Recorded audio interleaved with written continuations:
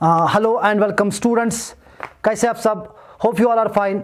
आज का जो टॉपिक हम आपके साथ डिस्कस करेंगे that will be your most important topic and most confusing topic, that is your developments in accounting. क्योंकि मैंने बहुत सी क्वायरीज, बहुत से मैसेजेस मुझे आए, बहुत से phone calls even from students जो हमारे एमकॉम स्टूडेंट्स है, बीकॉम स्टूडेंट्स है, नॉर्मली कॉमर्स, उनको भी कन्फ्यूजन है कि सर हम डेवलपमेंट ऑफ अकाउंटिंग से क्या पढ़ें, सर हमें क्या पढ़ना है डेवलपमेंट ऑफ अकाउंटिंग से और हमें क्या छोड़ना है। क्योंकि जब हम जेके एसएसबी का सिलेबस स्टडी करते हैं तो वहाँ पे उन्होंने किसी चीज़ को एनालाइज करके नहीं दिया है, उन्होंने बस एक कंसेप्ट, एक टॉपिक दिया है कंटेंट की तरह, बस वही टॉपिक आपको पढ़ना है, बस उसमें ये नहीं डिटेल्ड है कि हमें क्या पढ़ना है।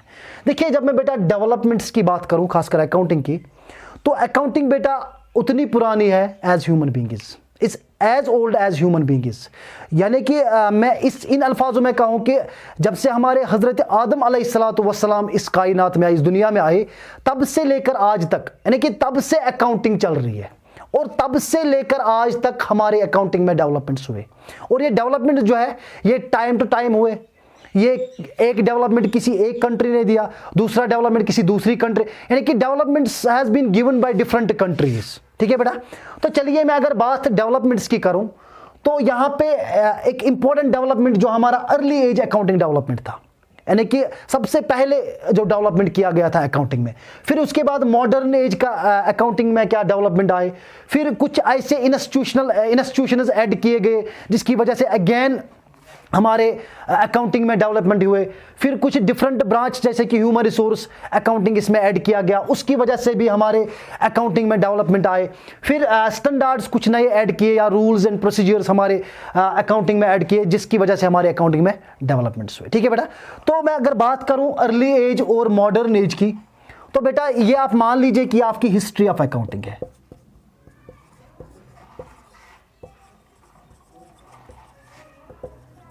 ठीक है बेटा, ये क्या है आपकी हिस्ट्री ऑफ अकाउंटिंग।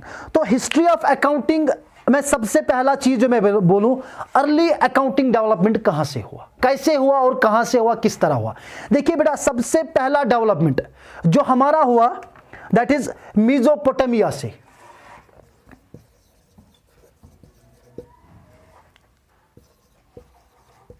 कहां से हुआ सबसे पहला development? That was from the country of Mesopotamia. And Mesopotamia जिसको हम करंटली क्या किस नाम से जानते हैं? मिडल ईस्ट के नाम से,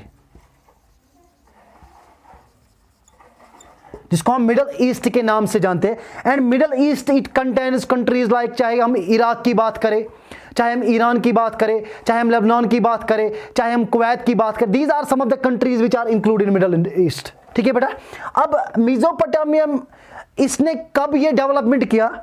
this development was taken place in 17,500 BC में, यानी कि 7,500 BC में ये डेवलपमेंट इंट्रोड्यूस, यानी कि इसमें डेवलपमेंट लाया गया। तो क्या डेवलपमेंट इन्होंने किया? सबसे पहला डेवलपमेंट इन्होंने क्या किया कि जितना भी वेल्थ होता था बिजनेस का, या जितना भी वेल्थ होता था जो हम बिजनेस करते थे, उसको हम कैसे रिप्रेजेंट करेंगे। तो मैं बात अगर करूं 10,000 ईयर्स बैक, यानी कि 10,000 साल की पुरानी बात है, कि 10,000 साल बैक की मैं अगर बात करूं तो अर्लियर अकाउंटिंग वे ट्रीटेड एज, यानी कि अकाउंटिंग में सबसे पहले क्या इंट्रोड्यूस किया गया था? स्टून्स। ठीक है बेटा, and these stones help us to represent your wealth. इन स्टून्स की वजह से हम क्या करते थे? अपने बिजनेस का वेल्थ रिप्रेजेंट करते थे अर्लियर एज में। ठीक है बेटा, मेसोपोटामिया में सबसे पहले इसने कब डेवलपमेंट की? 17,500 BC में। फिर उसके बाद अगर मैं if I am going dating back 10,000 years, अगर मैं 10,000 साल पुरानी बात करूं तो तब क्या था? जो हमारी अकाउंटिंग थी वो कैसे चीज़ों को रिकॉर्ड कर, जैसे कि हमने बिजनेस का वेल्थ देखना था, हम इस वेल्थ को कैसे रिकॉर्ड करेंगे। तो उन्होंने क्या चीज़ इन्वेंट किया? उन्होंने अपने बिजनेस में स्टून्स इन्वेंट किए, जिन स्टून्स की वजह से, जो स्टून्स रिप्रेजेंट करते थे हमारे बिजनेस के वेल्थ को। ठीक है बेटा, फिर उसके बाद तो accounting begin as a simple system of clay tokens. तो उस वजह से अकाउंटिंग का एक सिंपल सिस्टम जो इंट्रोड्यूस किया गया in the form of clay tokens. Clay tokens का मतलब होता है मिट्टी के कुछ टोकन्स बनाए गए, जिसकी वजह से representation of goods, representation of animals, representation of any financial transaction other than complex transaction, यानी कि ये जो क्ले टोकन्स थे ये हमें रिप्रेजेंट करते थे गुड्स को, ये रिप्रेजेंट करते थे एनिमल्स को, ये रिप्रेजेंट करते थे आपके सारे फाइनेंशियल ट्रांजैक्शंस को, ठीक है बेटा। तो टिल दैट कोई कॉइन्स का कंसेप्ट था ही नहीं, तो नॉर्मली जो भी ट्रांजैक्शन होती थी that was based on barter system, ठीक है बेटा। तो जितनी भी हमारी ट्रांजैक्शंस होती थी, क्योंकि कॉइन्स का कोई इन्वेंशन था ही नहीं, तो हम नॉर्मली जो ट्रांजैक्शंस करते थे आपस में बार्टर सिस्टम करते थे, यानी कि exchange of goods with goods. फिर उसके बाद कॉइन्स का इन्वेंशन हुआ, ठीक है बेटा। जैसे कि उसके बाद 4000 BC में और एक इंपॉर्टेंट इन्वेंशन किया गया, यानी कि अकाउंटिंग में और एक इंपॉर्टेंट डेवलपमेंट किया गया। That development is known as appropriation of revenue.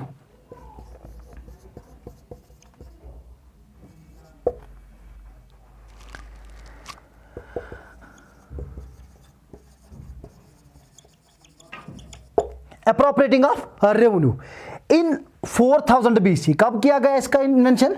4000 BC में। और किसने इस चीज का इन्वेंशन किया? The country was Greece.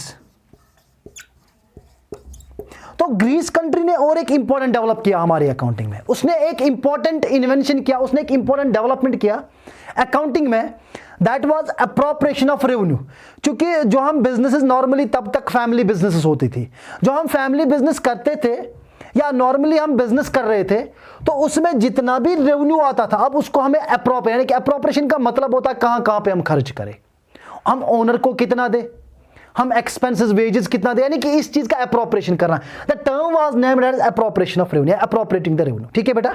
This term was introduced in 4000 BC by Greece. किसने इसको इन्वेंट किया? ग्रीस ने, ठीक है। ये again it is one of the important, यहां से आपको इंपॉर्टेंट पॉइंट बनता है, यहां से आपका क्वेश्चन आ सकता है। Which country has introduced appropriating of revenue? किस कंट्री ने appropriating of revenue इंट्रोड्यूस किया, ठीक है बेटा। या ये डेवलपमेंट किस कंट्री ने दी और किस ईयर में दी, किस टाइम पे दी? तो 4000 BC में, ठीक है बेटा। तो उसके बाद और एक इंपॉर्टेंट इन्वेंशन जो की गई दैट वाज इन 700 BC में, ठीक है बेटा। 700 BC में एक बहुत ही इंपॉर्टेंट इन्वेंशन की, द कंट्री वाज रोम। कौन सी कंट्री थी? रोम। इन 700 BC। 700 BC में और एक इंपॉर्टेंट डेवलपमेंट किया गया हमारी अकाउंटिंग में। ये किस कंट्री ने किया? रोम ने। रोम ने एक इंपॉर्टेंट डेवलपमेंट किया, that was the development of memorandum. Memorandum जिसको हम कहते हैं डे बुक, और आज हम उसी को कहते हैं जर्नल, ठीक है बेटा। और उसने एक इंपॉर्टेंट चीज इन्वेंट किया गया रोम ने, दैट इज योर लेजर, ठीक है बेटा। But this was on monthly basis, on monthly basis. ये किस हिसाब से आपको था? Monthly basis. अब देखिए यहां पे बेटा, रोम ने और एक इंपॉर्टेंट इन्वेंशन किया इन 700 BC में। 700 BC में इन्होंने क्या इन्वेंशन किया, इन्होंने क्या डेवलपमेंट किया अकाउंटिंग में? दैट वाज एक मेमोरेंडम था। मेमोरेंडम का मतलब होता है day book, which nowadays we know the term, familiar term journal. Journal का मतलब इन्होंने क्या बोला कि जितने भी हम ट्रांजैक्शंस डे टू डे करते हैं उनको हम रिकॉर्ड करेंगे, ठीक है बेटा। और उन्होंने और एक इंपॉर्टेंट टर्म हमारी बुक्स ऑफ अकाउंट्स में डेवलप की, इन्वेंट की, दैट वाज लेजर। लेजर एक ऐसी बुक थी जहां पे हम ट्रांजैक्शंस को ऑन मंथली बेसिस पे रिकॉर्ड करेंगे, ठीक है बेटा। यानी कि जितने भी आपने लेजर बना लिए होंगे मंथ तक, फिर फाइनली हम उसका क्या बनाते थे? लेजर बनाते थे, ठीक है। ये अगेन डेवलपमेंट था इन 700 BC में बाय रोम कंट्री ने। उसके बाद आपकी अकाउंटिंग में जो डेवलपमेंट आया, that was one of the important term that was introduced, the term was as auditing system.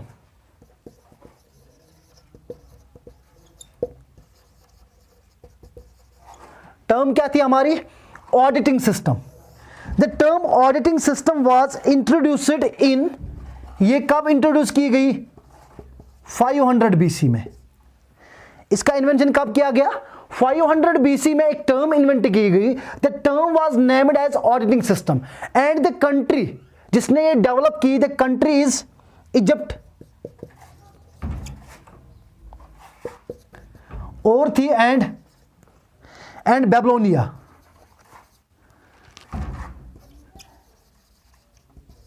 ठीक है बेटा, दो कंट्रीज थी, एक तो इजिप्ट थी और कौन सी थी, Babylonia. And these countries are also known as place of accounting.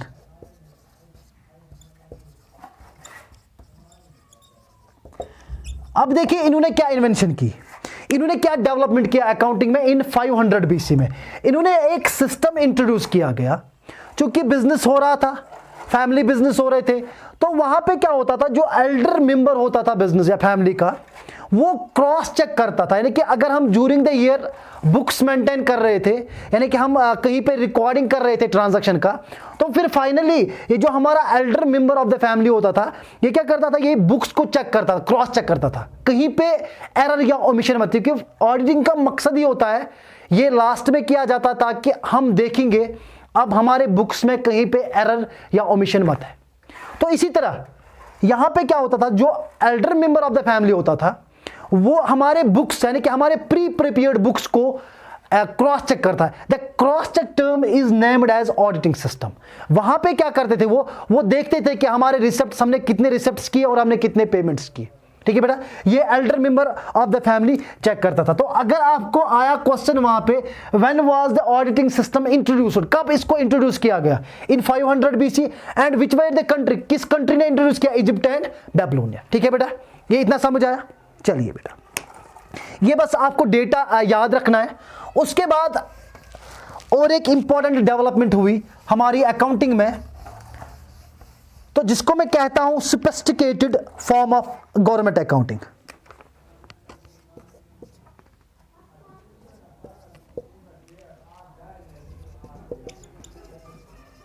Sophisticated form of government accounting.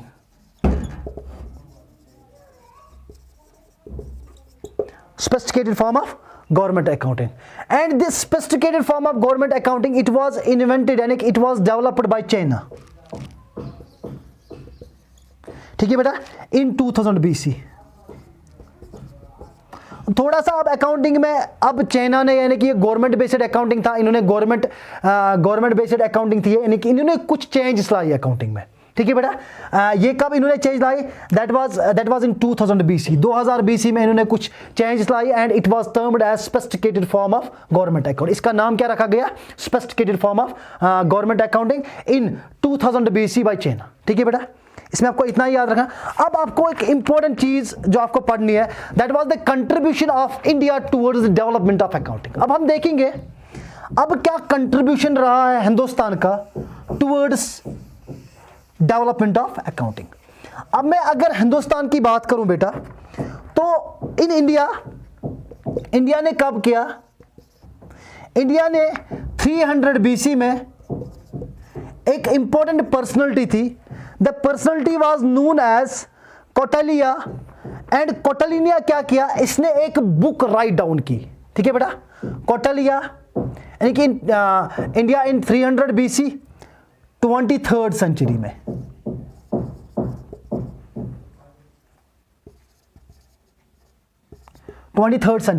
ठीक है बेटा, 23rd सेंचुरीज में, यानी कि 300 बीसी में इंडिया ने क्या किया, वहां पे एक बंदा था जिसका, जो चंद्रगुप्ता का मिनिस्टर था, चंद्रगुप्ता's minister, the name of that minister was Kautilya. उसका नाम क्या था, कौटिल्य।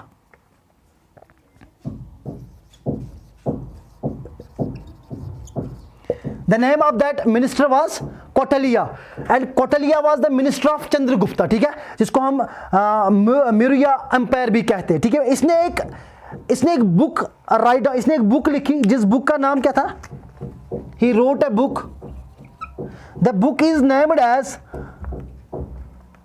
R3 शास्त्रा। The book is named as R3 शास्त्रा। बेसिकली अगर मैं इस बुक R3 शास्त्रा की बात करूं, ये बुक लिखी गई थी ऑन सम पॉलिटिकल, यानी कि पॉलिटिकल बुक थी, यानी कि पॉलिटिकल इश्यूज पे बुक बनाई गई थी। किसने लिखी थी, कौटिल्य ने। कौटिल्य ने एक बुक राइट डाउन की थी, the book was named as R3 Shastra. ठीक है बेटा, एक बुक लिखी गई जिसका नाम रखा गया R3 शास्त्रा, और ये किसने लिखी, Kautilya. Who was Kautilya, he was the minister of Chandragupta, ये चंद्रगुप्ता का एक मिनिस्टर था जिसने बुक लिखी अर्थशास्त्र। ये अर्थशास्त्र बेसिकली एक पॉलिटिकल रिलेटेड बुक थी, इसमें पॉलिटिकल इन्फ्लुएंस ज्यादा था, बट इसमें एक चैप्टर इन्होंने दिया, chapter was regarding financial management या फाइनेंशियल अकाउंटिंग। इन्होंने जो एक चैप्टर इसमें दिया, the chapter was named as financial accounting.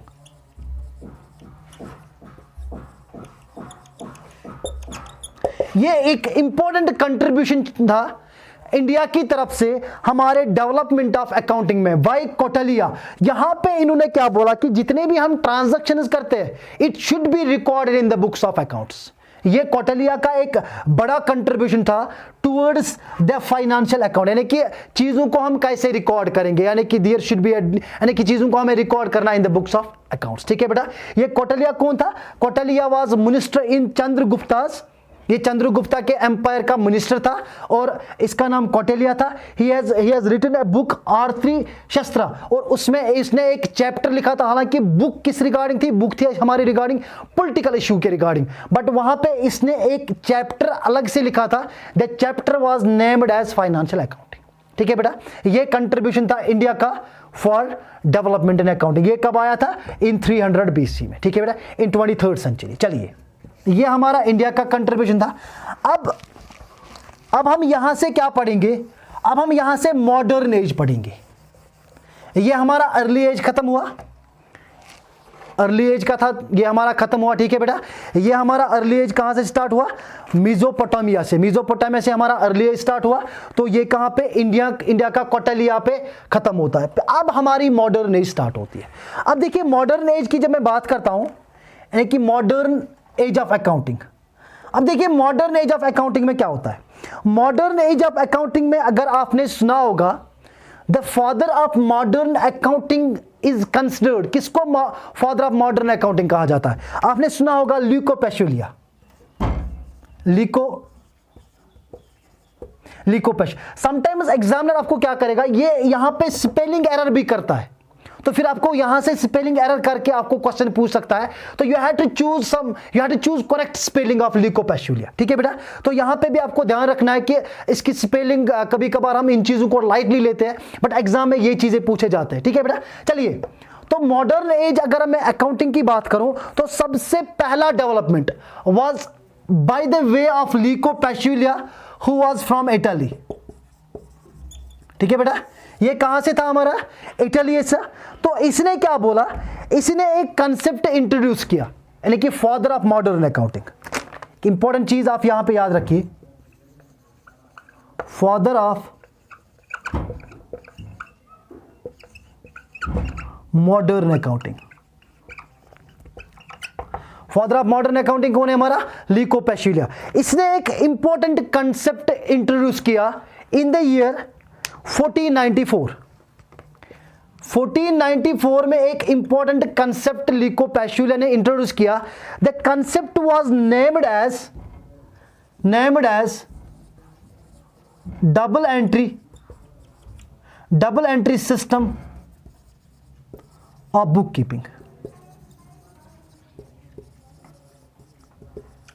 एक important concept that has been introduced in the modern age given by Luca Pacioli in the year 1494, यानी कि 1494 में एक इसने कंसेप्ट दिया, एक important concept. The concept was double entry system of book keeping. Double entry system of book keeping क्या था? इसने क्या किया? इसने एक लेजर को 2 साइड में डिवाइड किया, in which the left side was debit side and right side was credit side. यानी कि इसने 2 साइड से एक लेजर की दिए, एक साइड हमारा था debit side, left side was debit side and the right side was credit side. ठीक है बेटा, इसने क्या बोला? एक ट्रांजैक्शन के 2 इफेक्ट्स होते हैं, यानी कि अगर हम कोई चीज ले रहे तो हम कोई चीज दे भी रहे। ये किसने कंसेप्ट दिया था? ल्यूको पैशुलिया। और एक इंपॉर्टेंट चीज जो ल्यूको पैशुलिया ने दिया, दैट वाज इसने एक बुक पब्लिश की। चूंकि ल्यूको पैशुलिया अगर हम बाय प्रोफेशन देखेंगे, बाय प्रोफेशन ये मैथमेटिशियन था, तो इसने इन ईयर 1494 में इसने एक बुक लिखी। The book was title as समादिया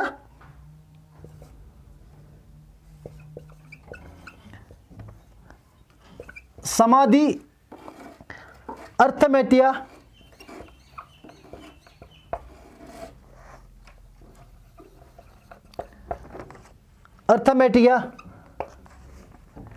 जियोमेट्रिकिया।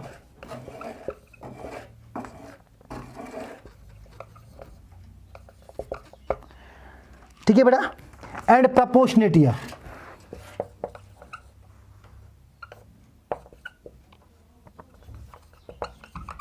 प्रपोर्शनेटी। ठीक है बेटा, इसने एक बुक लिखी, the book was titled as, जिसका टाइटल क्या था, समाधिया अर्थमेटिया जियोमेट्रिकिया एंड प्रपोर्शनेटिया। ठीक है बेटा, the book was named as समाधिया अर्थमेटिया जियोमेट्रिया एंड प्रपोर्शनेटिया। तो इस बुक का ये नाम, और इसमें इसने एक इंपॉर्टेंट डिस्क्रिप्शन जो किया, the description was double entry system of book keeping. इसने जो एक इंपॉर्टेंट एलिमेंट इसमें हाईलाइट किया, the element, that element was double entry system of book keeping. इसने किसका जिक्र किया था इसमें, ये जो बुक एक थी, एक मैथमेटिक्स बुक थी, तो इसमें एक चीज इसने इंट्रोड्यूस किया, the thing was double entry system of book keeping. अब देखिए double entry system of book keeping हमें क्या कह रहा है, क्योंकि जितने भी मर्चेंट्स हमारे थे वो ट्रेड करते थे, या जितने भी मैन्युफैक्चरर्स थे वो ट्रेड करते थे, कह रहा है कि इसकी वजह से उनकी जो बिजनेस लाइफ थी that become more successful as compare to earlier. यानी कि when the concept of double entry system of book keeping was introduced by Luca Pacioli in the year 1494, जब 1494 में एक सिस्टम इंट्रोड्यूस किया, एक डेवलपमेंट आई accounting में, इस डेवलपमेंट की वजह से हमारी जो बुक्स थे, यानी कि हमारी जो बिजनेस थी, that become more successful as compare to earlier, पहले से बेहतर था। अब क्योंकि अब हमारे इक्वल इफेक्ट्स निकलते, यानी कि इसने क्या बोला, हर एक डेबिट का क्रेडिट होना चाहिए, यानी कि यहां से आपका concept of debit and credit आया, जहां जिसको वहां पे कहते थे डेबिटोरिया एंड क्रेडिटोरिया। ठीक है बेटा, तो फिर वहां से हमने डेबिट एंड क्रेडिट निकाला। ठीक है बेटा, तो यहां से जो हम डीआर एंड सीआर लिखते हैं, मैंने एक क्लास में वो भी मेंशन किया है, डीआर एंड सीआर का क्यों हम लिखते हैं, क्योंकि डेबिटोरिया एंड क्रेडिटोरिया एक कंसेप्ट था फ्रॉम इटली बाय लिको पैशुलिया। तो उसी वजह से इसने क्या बोला, एक ट्रांजैक्शन के दो इफेक्ट्स होने चाहिए, एक क्या होना चाहिए, one should be your debit, another should be your credit. तो इसने एक इंपॉर्टेंट टर्म जो इंट्रोड्यूस की, एक इंपॉर्टेंट प्रिंसिपल जो इंट्रोड्यूस किया, the principle was double entry system of book keeping. और इसने तीन चीजों का जिक्र किया इसमें, three things he have mentioned in this double entry system. ये जो इसने बुक लिखी, तीन चीजों का जिक्र किया इसने। The first one was sufficient cash.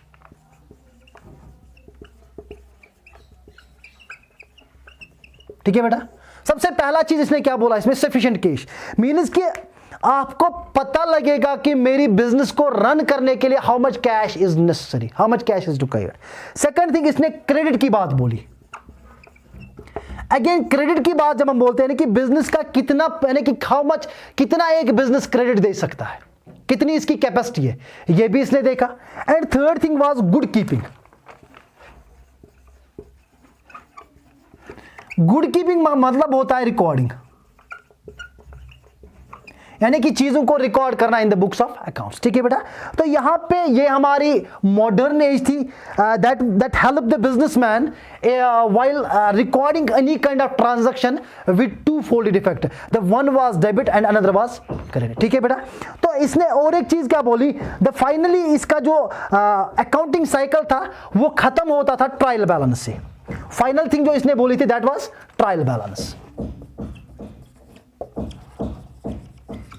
क्योंकि पहले इसने क्या बोला, एक ट्रांजैक्शन को रिकॉर्ड करने के लिए हमें टू इफेक्ट्स होने जरूरी है, एक तो डेबिट और क्रेडिट। सेकंड थिंग इसे फाइनल, यानी कि जो इसका एंड था अकाउंटिंग साइकिल का, that was trial balance. Trial balance में इसने बोला कि अगर आपको ट्रायल बैलेंस में कोई भी एरर लग रहा है, अगर आप वहां से कोई भी चीज गलत निकल रहा है आंसर आपका, तो इसका मतलब आप लेजर में गलती कर रहे हो। ठीक है बेटा, तो ये बाय नेचर होता है कि अगर आपका ट्रायल बैलेंस गलत हो रहा है तो by nature simply states that कि आपकी लेजर्स गलत हुए हैं। ठीक है बेटा, तो ये हमारा मॉडर्न एज था, तो फिर उसके बाद हमारे आते हैं इंस्टीट्यूशनल डेवलपमेंट्स। क्योंकि मैंने आज जो आपके साथ डिस्कस किया था that was early age of accounting development, second thing was modern age of accounting development. ये बेटा इंपॉर्टेंट चीज है। उसके बाद हम पढ़ेंगे इंशाल्लाह नेक्स्ट क्लास में what were the various institutions which were introduced या बाय व्हिच जिसकी वजह से अकाउंटिंग में डेवलपमेंट हुआ। ठीक है बेटा, ओके, बेस्ट ऑफ लक।